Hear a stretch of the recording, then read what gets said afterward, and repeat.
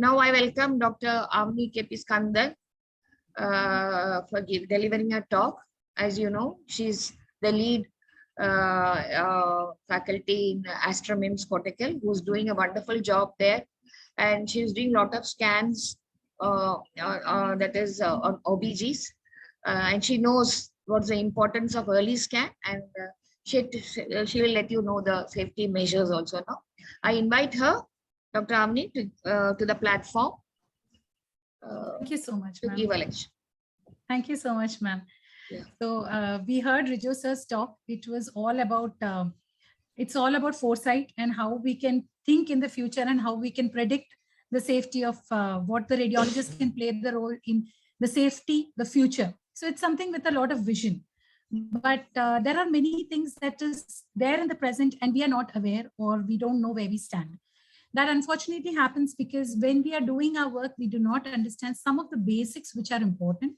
So many times when we are working, patients come and ask us that without knowing that they were pregnant, they ended up getting an X-ray done. Should they be concerned?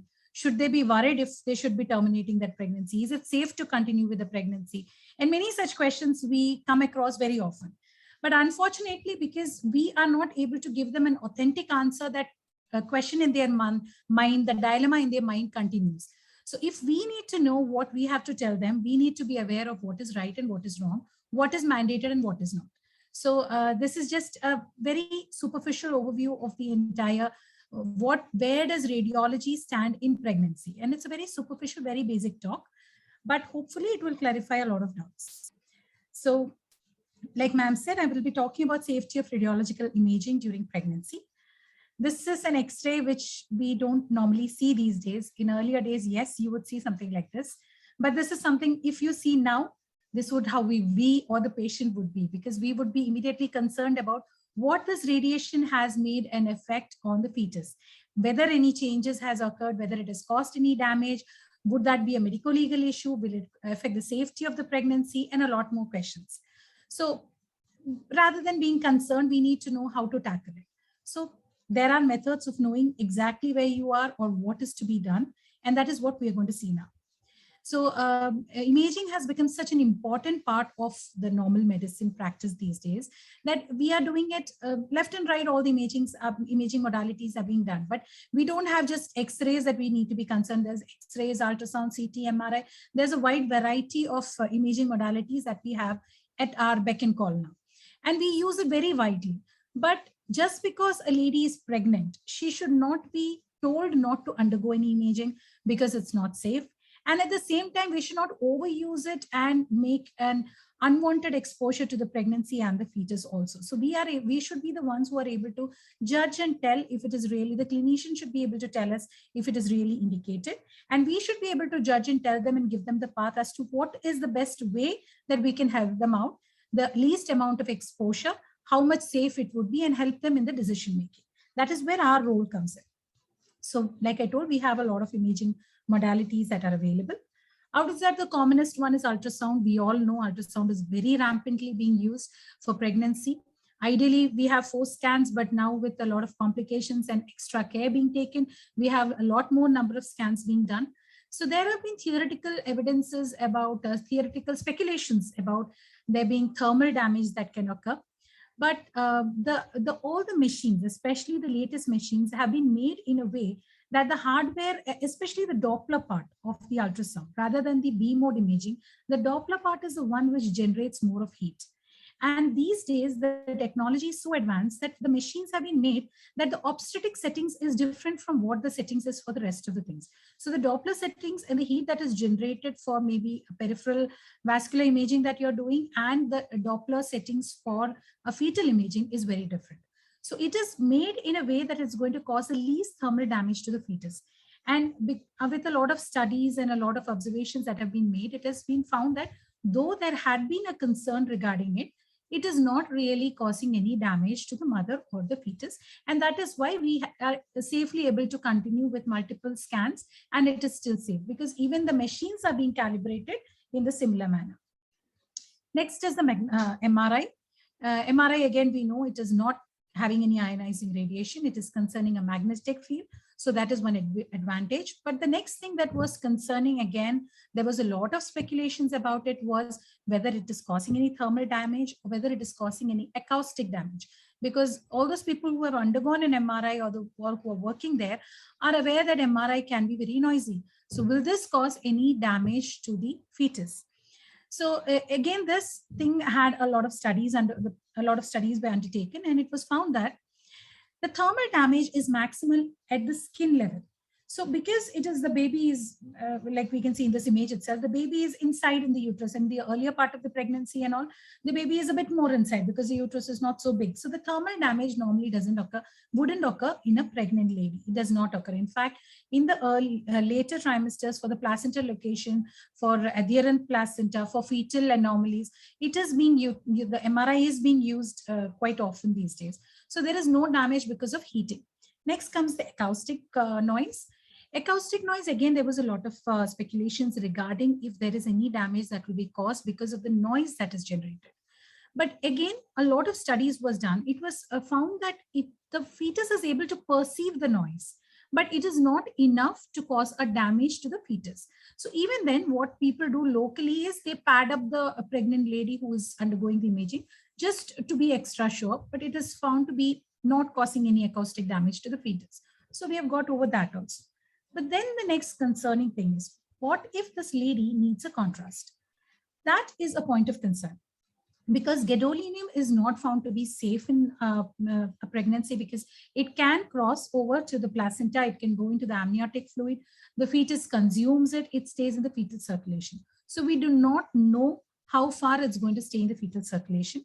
So we do not know, we are not able to estimate if it is safe. There have been cases which have been studied where the fetus or the pregnant lady had undergone an contrast administration, but there has not been a large scale study. So even now it is said that as long as you're able to avoid contrast, gadolinium contrast especially, it's best to keep it away. But yes, at certain points where it's important for some decision making, like say you are undergoing a neurological imaging and you need to know if there is any lesion there, for certain things where you really need the contrast agent to be administered, you can. But the safety index, your threshold has to be very high in being giving a green signal to let the patient undergo a contrast imaging.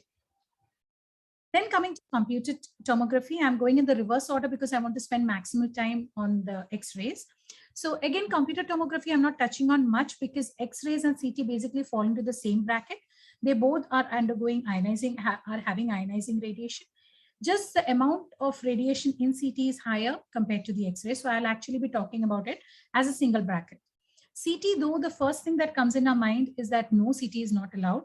But the fact is, CT, yes, it's not safe because it has radiation, but we have to be able to make our decisions. Especially in a scenario where the trauma is involved, you need to get a CT done. In those kind of scenarios, you can go ahead with a CT. Wherever you can replace a CT with an MRI, it's best to replace it with an MRI. Like say the patient you want to know if the patient has any appendicitis. You're not finding anything in the ultrasound. And then the patient, you can recommend them to do an MRI rather than doing a CT. But if you are looking for a patient who has had a fall, is unconscious, you need to know if there's something intracranial, you will have to go ahead with a CT brain. But at those times, you need to be sure that you're covering the lady adequately enough so that you're protecting and all the scattered radiation will not reach the fetus or the pregnant lady's abdomen. So that is about the CT in general. I'll talk about it in detail further. So again, ionizing radiation in X-ray. So first and the foremost thing, how will you know that the patient is pregnant? If the patient comes and tells you she's pregnant, it's great. But how will you know she's pregnant otherwise? So it is mandatory that you are supposed to ask each and every lady who comes to you within the, pre-reproductive age group. You are supposed to ask each and every lady whether there is any chance that she's pregnant and when was her last period. These are things that you are supposed to ask every lady in the reproductive age group. And then how do you calculate? So we can have a 10-day rule or a 28-day rule. So 10-day rule is when you have had your periods, and for 10 days, it's safe to image that patient. So, and 28-day rule is when you have had your periods until you have a missed periods, you're safe to image. The reason 10-day rule is not being rampantly used is because it is very constrictive. It does not give you the liberty to scan in more than 50% of the cycle. You cannot scan that patient. You can scan only in 1/3 of the month. Rest of the 20 days, you cannot scan this patient. So it's because it is so restrictive. It is suggested that this 10-day rule be applied for high radiation dose imaging like CT. But the 28-day rule is more liberal. It says if you have a missed period, then you better be sure if you're pregnant or not. We better check it, do a UPT, find out if she's pregnant or not. And these all rules apply only to a lady who has her periods regular. You cannot apply any of these rules to a lady who does not have her periods regular. So if that is the case and there is any doubt, any concern, get a UPT done. So you're sure whether she's pregnant or not. This is about the stage where you do not know whether she's pregnant. Now coming further. So we talked about the fact that radiation will affect a pregnancy. We all know that it will affect pregnancy, but how? Does it affect all the stages of the pregnancy in a similar manner? So in the pre-implantation period or just at the implantation time, it is around 0 to 2 weeks is the time when if you have a high level of radiation exposure, there is a chance, a very high chance of you undergoing a miscarriage. That is if you have a high level radiation exposure. Not that just because you had an X-ray, you're going to get a miscarriage.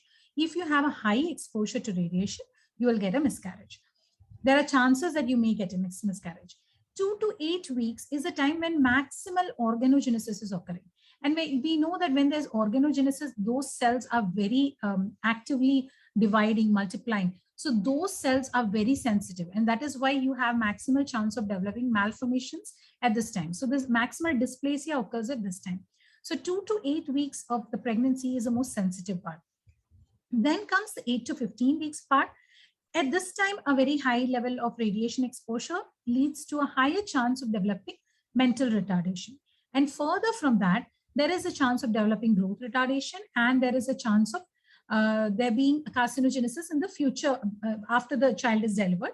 In the later adulthood, the child might develop, there might be a chance of developing some kind of carcinogenesis.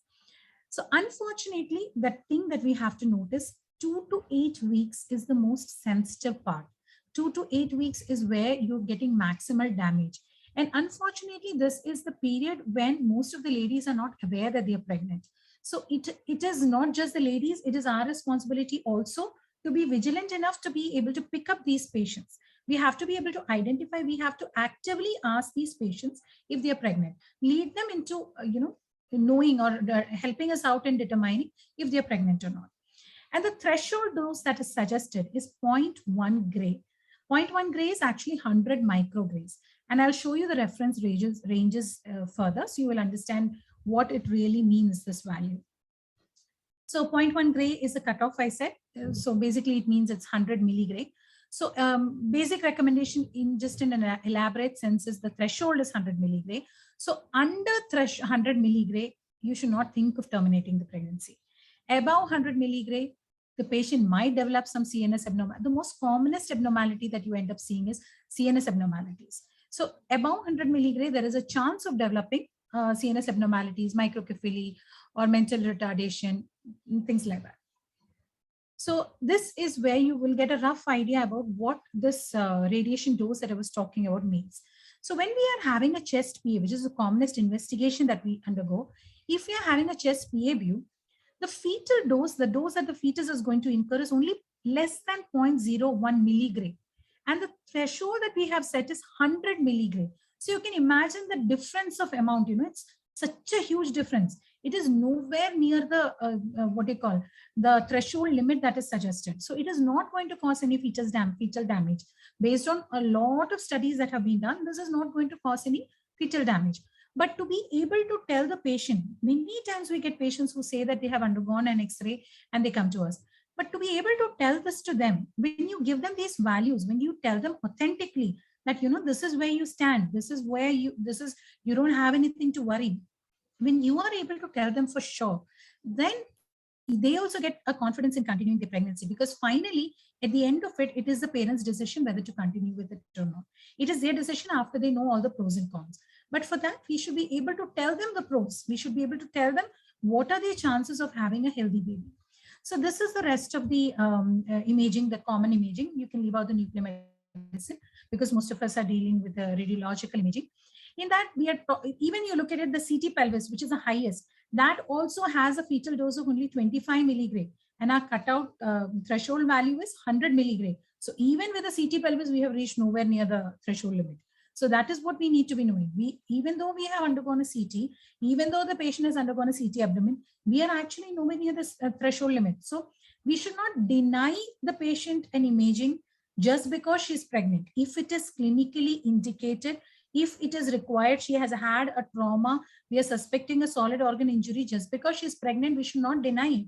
She needs it. It is required for the decision making. It is required. So you should take the maximal precautions and go ahead with it. You're doing a CT chest, cover her abdomen, make sure you're protecting, give a proper lead apron packing, and then do it. So those are the things that we need to be aware of. So again, coming to the fetal radiation risks, so now from what we have understood, the most highest risk is in the early first trimester.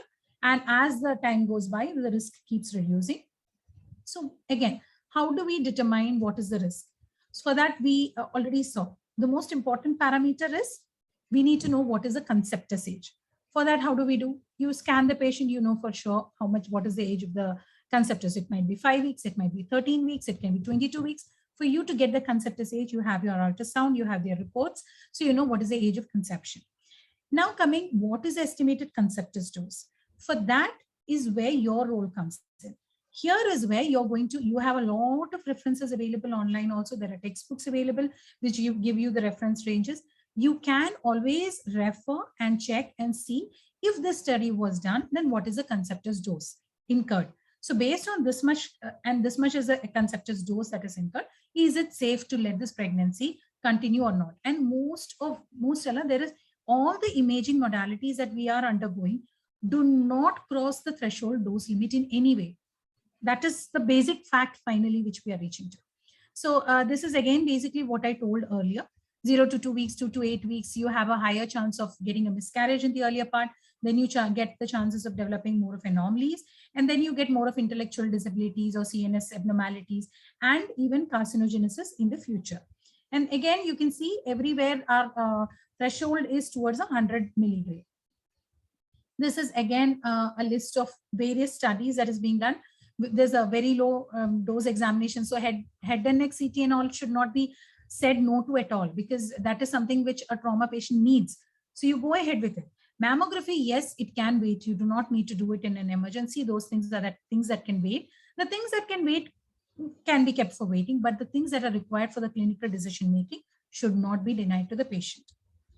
So basically what happens when the patient undergoes radiation, you can have a deterministic effect and a stochastic effect. What we mean by that is, in deterministic effect, basically multiple cells are damaged and there's a threshold dose. So you're telling that, say, supposing I eat 2 apples, and when I eat 2 apples, my stomach is full. So that kind of a threshold, this is my threshold. If this patient is given 100 milligray, or if this patient undergoes this much of radiation, this patient will be getting this kind of effect.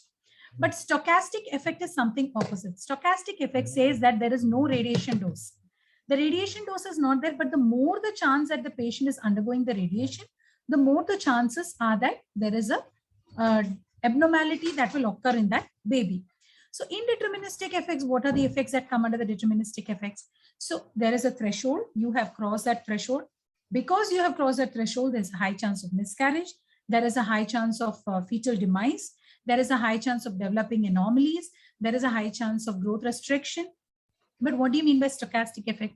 With multiple exposures, the chance of you developing carcinogenesis, the fetus developing carcinogenesis, some mutation, some kind of a childhood cancer, some kind of a cancer in the future, all these chances are higher. But there is no threshold dose like you. So that is about the effects that are going to happen.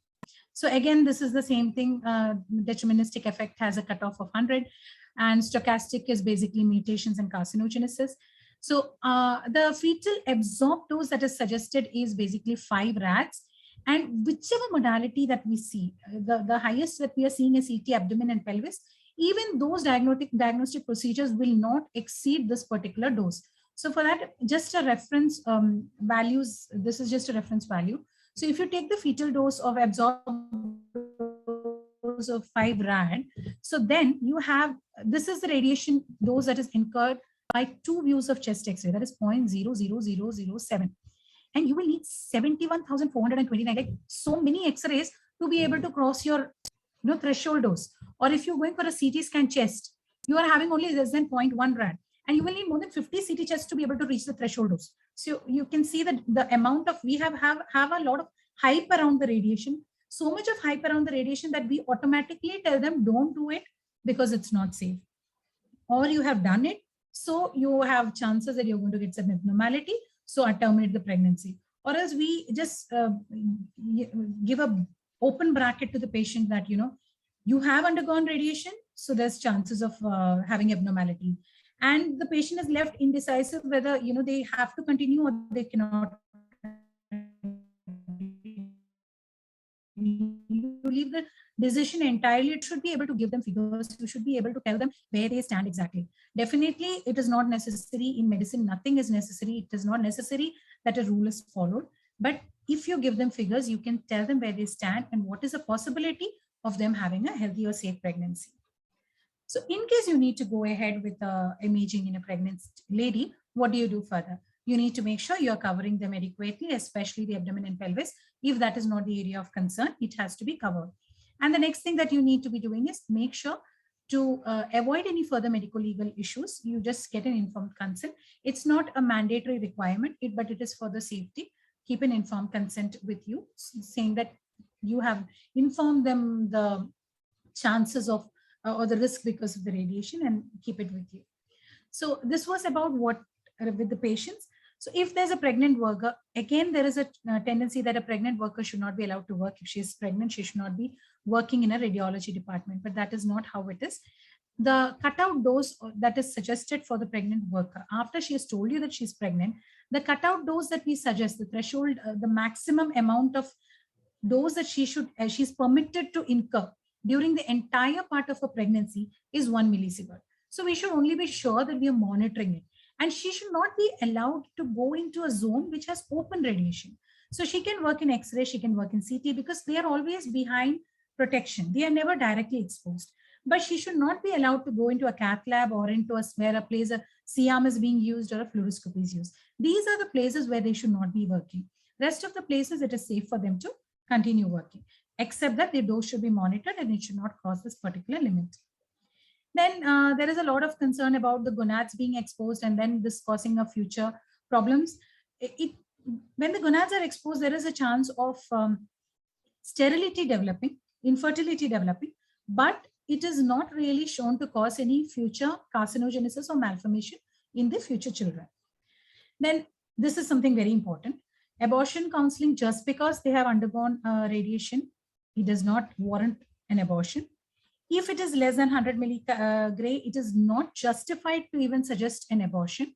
But again, like I mentioned earlier, it is finally the patient's decision. It is their family decision, but you should be counseling them in the right manner.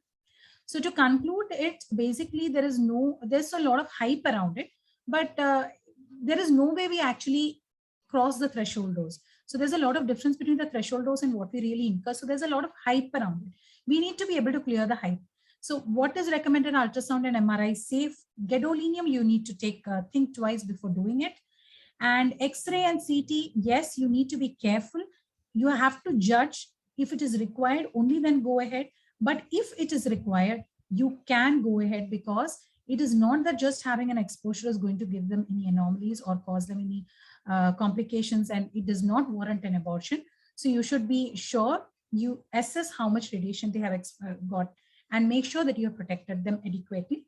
And also, the next thing that we need to remember is, just because we are giving them radiation, we should not deny them the procedure, and also we should not suggest an abortion just because they have had an exposure. So this is the basic highlight of today, that we have hyped radiation a lot.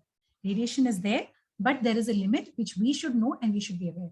But the role of the patient is also important, because patient also should be telling you that they are pregnant, and we should also be actively asking. So this is basically a process where we all have to be vigilant. If we are vigilant, we can definitely make sure that during pregnancy, radiation is not going to harm them. It is only the good or the safe part of the radiation which they really need for the clinical management, which will reach them. So hopefully this answered a few queries. Thank you.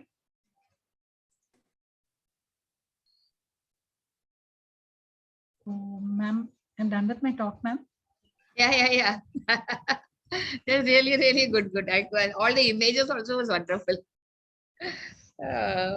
Yeah, actually, lithoped in the X-ray nowadays nobody has. It is there in my museum, old one. Nobody. It was really, that one was very important for us when I was studying. Now I don't see it is that not. now. Yeah, it is not seen.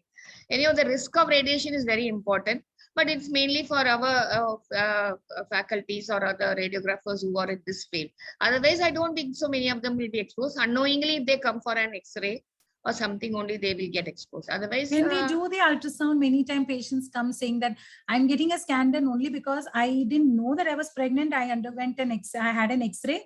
So should I continue my pregnancy? Many patients come and ask that. So is it safe? Should I continue? They're concerned. Yeah, that's correct what you said. Okay, it's basically because the general concept is the period of organogenesis from 3 to 8 weeks. It is better to avoid any teratogen, any drugs, any exposure, any environmental exposure. So that's the general this thing. So most of the time, nowadays the patients are worried, especially when they are in that particular period, especially. So though we can say that the limit is 100 milligrays and all, but whether it can cause anything during that organogenesis period is something that has to be, that require more studies actually. That's correct. No, at that period, it is best to avoid unless and until it is very detrimental for the patient. Yeah. Ma'am, you were saying something, sorry. Yeah, I just had a question with Dr. Rijo. Rijo, we do this uterine artery Doppler along with the NT scan, isn't it? So the 11 to 14 week scan, which is a scan that is becoming more important nowadays, has got 4 components actually. One, it is the basic dating scan, because if the EDD that you get in that scan should not be changed in your subsequent scans. That is, so it's primarily a dating scan. Second one is any scan, I must say that you're looking basically for 3 things: fetal environment, fetal growth, and fetal structure. So the fetal structure, there are 2 components: whether there are any genetic markers for any chromosomal abnormalities, which actually what we're looking for is a nuchal translucency, nasal bone, and stuff like that in the 11 to 14 weeks, tricuspid insufficiency, and ductus venosus reversal. And right now the focus is to just to do the dating part and then the new NTNB. But what I'm trying to give as a message through our talk on Samrakshan and this 2-year study on Samrakshan is, India has got a very high incidence. It's not like if Westerners are not doing that, it is justified because they have got a very low incidence of pre-eclampsia and fetal growth restriction. It's only 2 to 3% for them. Whereas we have got nearly 10% pre-eclampsia, we have nearly 25 to 35% fetal growth restriction. So we have to have a different strategy from what is being practiced in the West. Nuchal translucency was and the genetic marker evaluation or the technologies to look for structural anomalies at 11 to 14 weeks scan is something that can be done. India also may require that, but India definitely needs this pre-eclampsia and FGR screening, which is a combined risk assessment, risk screening methodology by taking into maternal risk factors, take mean arterial pressure, because in our study we have realized if you take blood pressure from both arms and then the values that Caucasian population has is different from Indian this thing. So Indians are more prone to having a slightly higher BP than the Western population.